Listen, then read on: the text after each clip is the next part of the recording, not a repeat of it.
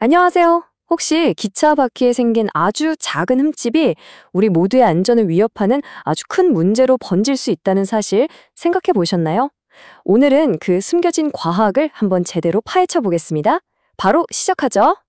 기차 타고 가다 보면 가끔씩 갑자기 덜콩 하고 흔들릴 때 있잖아요. 아마 다들 한 번쯤은 경험해 보셨을 텐데요.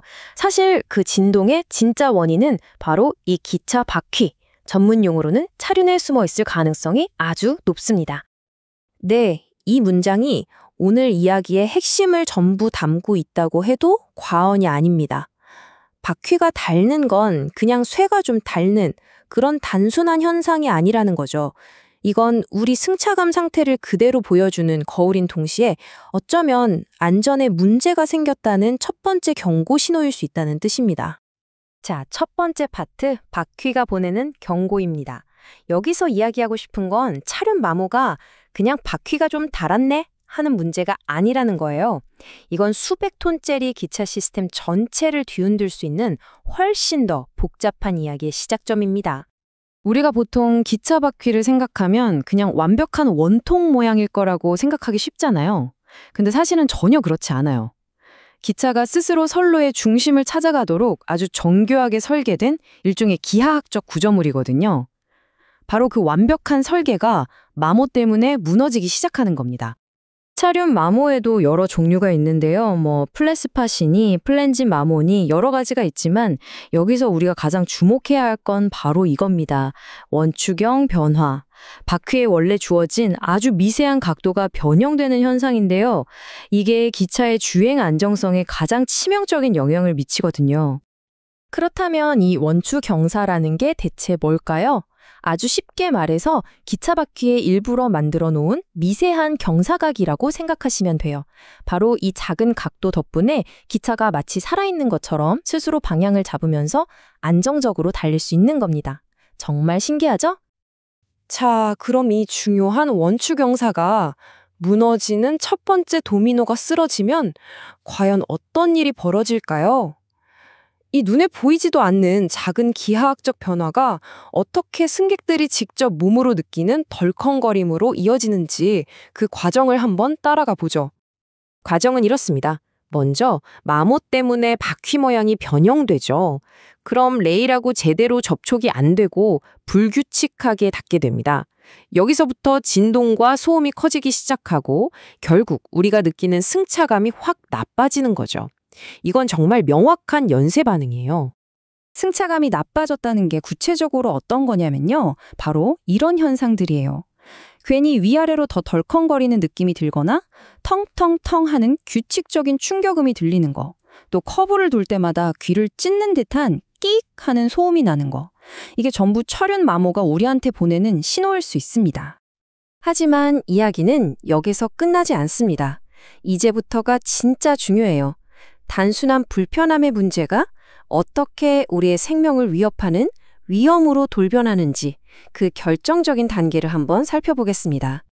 그 현상이 바로 헌팅입니다. 이름만 들어도 좀 무섭죠? 기차가 스스로 방향을 잡는 능력을 완전히 잃어버리고 마치 뱀이 기어가듯이 통제불능 상태로 선로 위를 격렬하게 좌우로 흔드는 굉장히 위험한 진동을 말합니다. 여기서 임계 속도라는 아주 중요한 개념이 나옵니다. 모든 기차에는 안전하게 달릴 수 있는 일종의 속도 제한선이 있다고 생각하시면 돼요.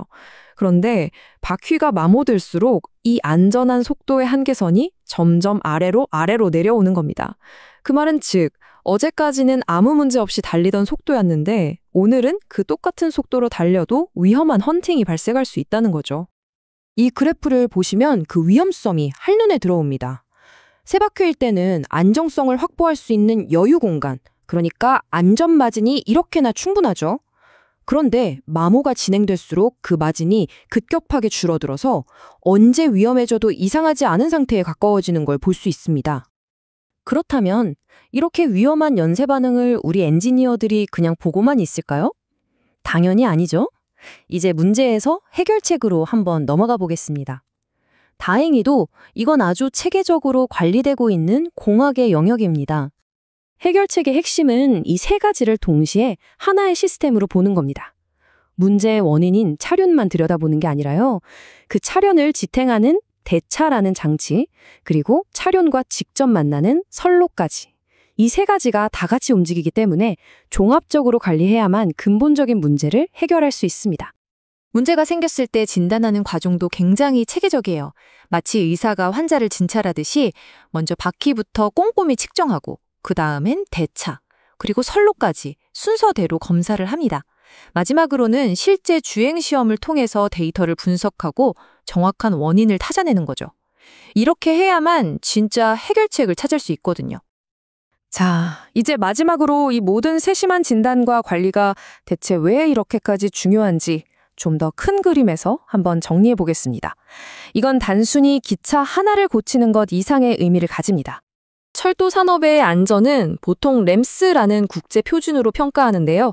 차륜마모는 신뢰성, R이나 가용성, A, 유지보수성, M, 전부 다 떨어뜨리는 나쁜 영향을 주지만 다른 모든 걸 압도하는 가장 중요한 문제는 바로 마지막 안전성, S입니다. 왜냐하면 만약에 헌팅이 통제 불능 상태가 되면 우리가 상상할 수 있는 최악의 시나리오, 바로 탈선으로 이어질 수 있기 때문입니다. 결국 오늘 우리가 나눈 모든 이야기는 이 한 문장으로 요약될 수 있을 것 같아요. 아주 작은 바퀴의 마모가 우리가 몸으로 느끼는 승차감에 큰 차이를 만들고 더 나아가서 안전과 불안정의 경계를 가르는 그 시작점이 된다는 것. 정말 중요한 말이죠.